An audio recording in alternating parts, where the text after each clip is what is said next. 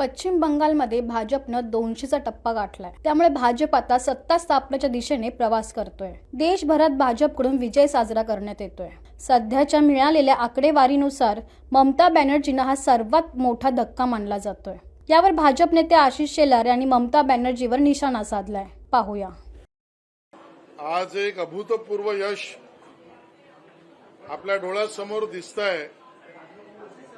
माननीय नरेंद्र मोदीजींच्या नेतृत्वावर, ज्याला आपण प्रो इन्कम्बन्सी म्हणतो किंवा विश्वासदर्शक अशा पद्धतीचे निकाल या आपल्या या राज्यातल्या निवडणुकांमध्ये दिसत आहेत.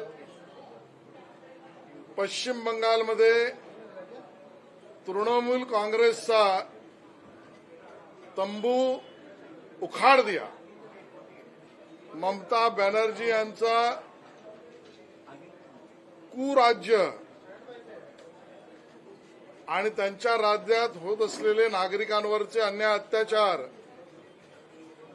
या सगळ्या विरोधात बंगालच्या समस्त जनतेने, मतदारांनी एक मोठं मॅन्डेट माननीय नरेंद्र मोदीजींच्या नेतृत्वात भारतीय जनता पक्षाला दिलं आणि टीएमसीचा तंबू उखाड दिया.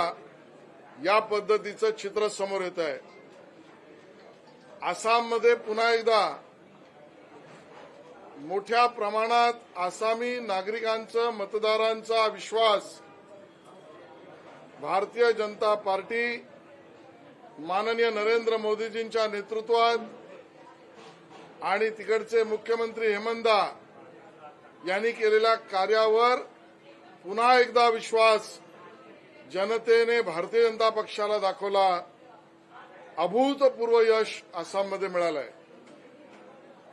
समोर चित्र स्पष्ट दिसतंय. पॉंडेचेरीमध्ये सुद्धा एनडीए पुन्हा सत्ता स्थापन करते, हे चित्र स्पष्ट दिसतंय.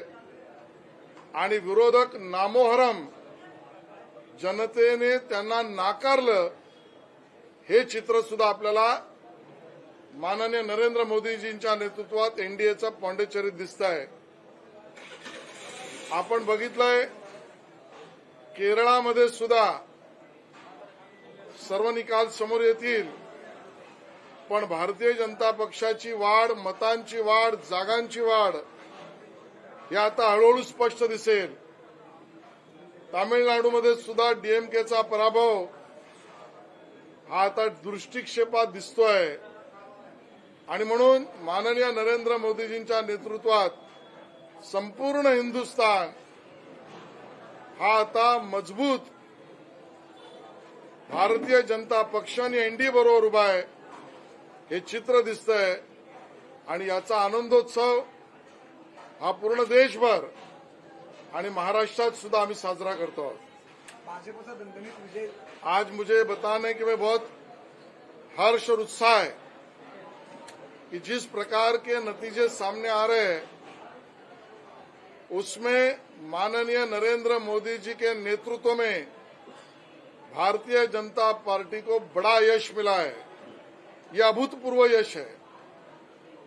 हम देख रहे हैं पश्चिम बंगाल में तृणमूल कांग्रेस का तंबू जनता ने उखाड़ कर फेंक दिया है.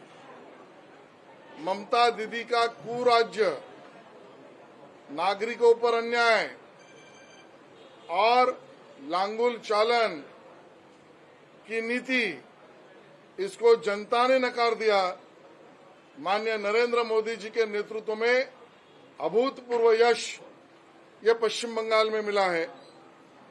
स्पष्ट दिखाई दे रहा है असम में फिर एक बार भारतीय जनता पार्टी की सरकार बड़ा मैंडेट लेकर माननीय नरेंद्र मोदी जी के नेतृत्व पर विश्वास दर्शक इस प्रकार का निर्णय आ रहा है.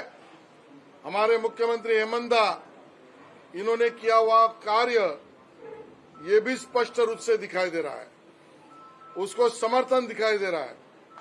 पौंडेचेरी में भी जो रुझान सामने आए हैं, फिर एक बार एनडीए और विरोधी दल नामोहरम ये एनडीए के नेतृत्व पर, माननीय मोदी जी के नेतृत्व पर भरोसा पौंडीचेरी में भी दिखाई दे रहा है और केरला का भी रिजल्ट सामने आ रहा है।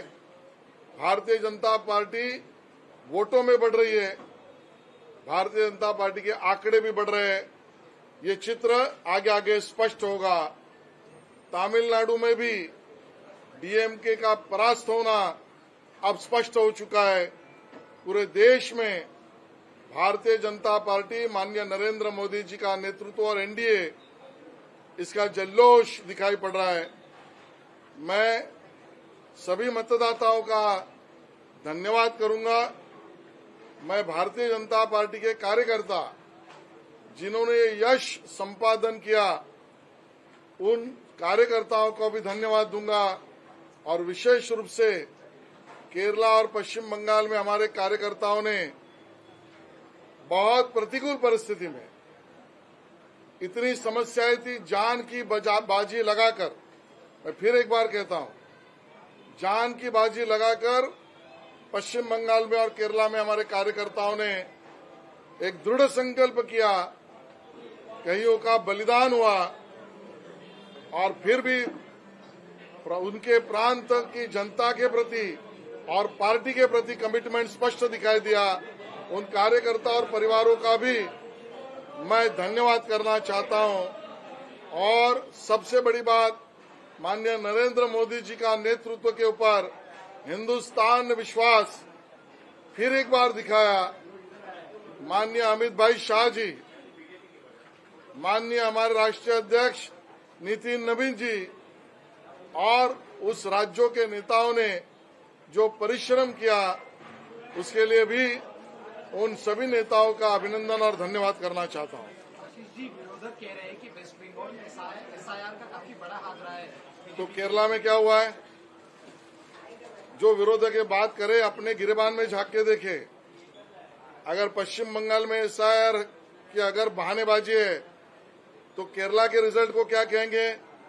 और इसके लिए बहानेबाजी है, ये डरपोक लोग हैं, सच का सामना नहीं कर पा रहे हैं। और सच है, भारतीय जनता पार्टी, एनडीए और नरेंद्र मोदी यही जनता का रुझान और मन का नेतृत्व है। निवडणूक आयोग भाजपचा चांगला बांधलेला आहे, त्यामुळे भाजप एका राज्यामध्ये हरवू शकते आणि दुसऱ्या राज्यामध्ये जिंकू शकते। भाजप ही डरपोक लोक आहेत, हे बहाणेबाज लोक आहेत, हे रडणारे आहेत। हे स्वतःचा पराभव आत्मचिंतन सोडा, पण ते पचवू शकत नाहीयेत आणि म्हणून यांचं नाव मी रडके असं ठेवतोय। रडके आहेत, काही ना काही बहाणेबाजी आणि रडकेपणा करणं यापेक्षा दुसरं काही नाही।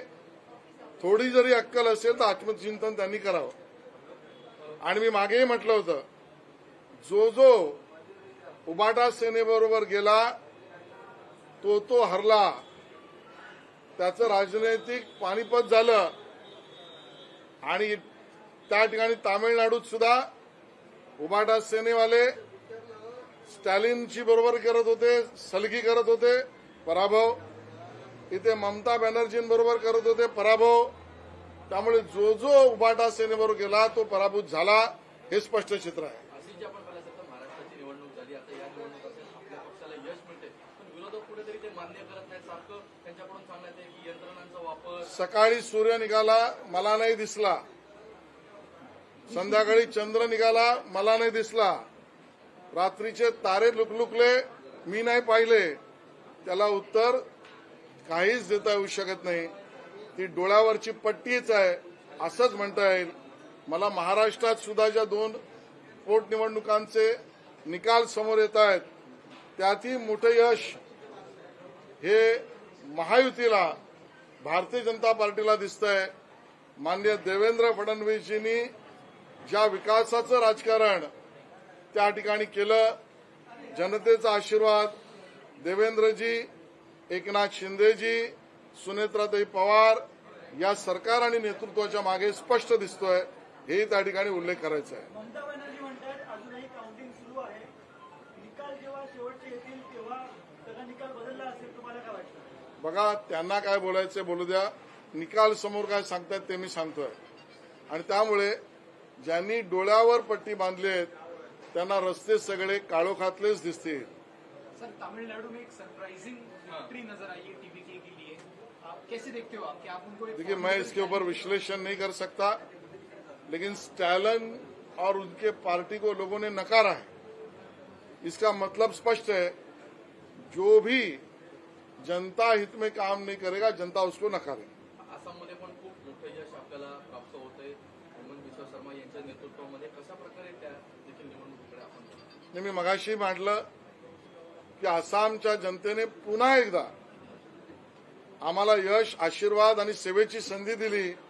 हे माननीय नरेंद्र मोदीजींच्या नेतृत्वावरचं शिक्कामोर्तब आहे. आणि आमचे मुख्यमंत्री हेमंतदा आणि आमचे सर्व कार्यकर्ते, पदाधिकारी यांनी केलेल्या कार्याला पोचपावती असं मी त्या ठिकाणी म्हणेन.